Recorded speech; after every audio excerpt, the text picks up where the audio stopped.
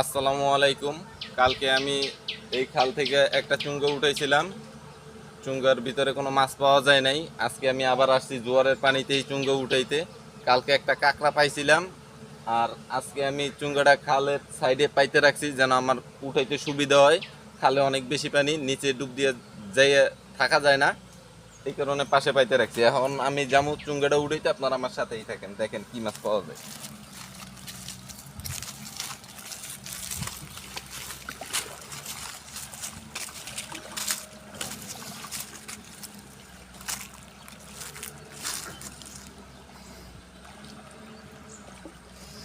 জাল বড়শি ছাড়া দেখুন প্রাচীন পদ্ধতি অবলম্বন করে মাছ শিকার করার একটি অন্যতম সিস্টেম আমাদের এই ভাই দেখাবে।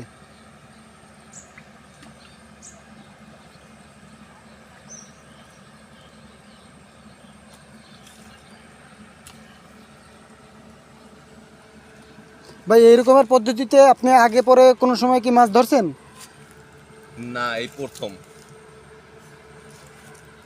দর্শক দেখতেই থাকুন, সম্পূর্ণ ভিডিও দেখবেন, স্কিপ করবেন না।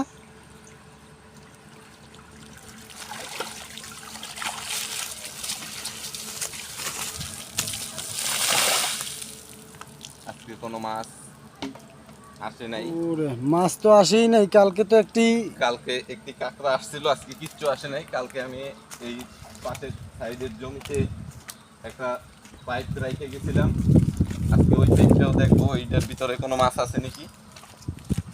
আর এগুলো আমি আর খালে পাতবো না, খালে আমার আরো 8টা পাইপ রাখা আছে।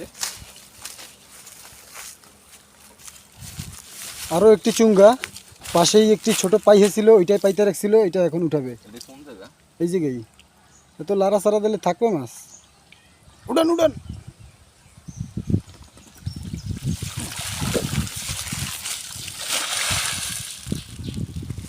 দর্শক, এটার ভিতরেও কিচ্ছু নাই। এটার ভিতরে কোনো মাছ পাওয়া গেল না।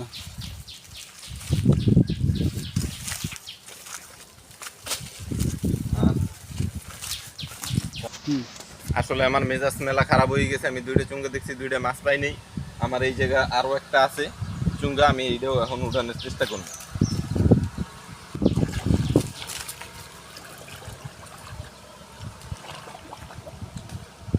কিন্তু টগরের কারণে উঠাইতে পারবো না পারবো আমি জানি না।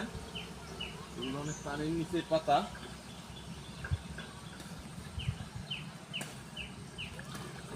খালের স্রোত পর্যাপ্ত পরিমাণে দর্শক।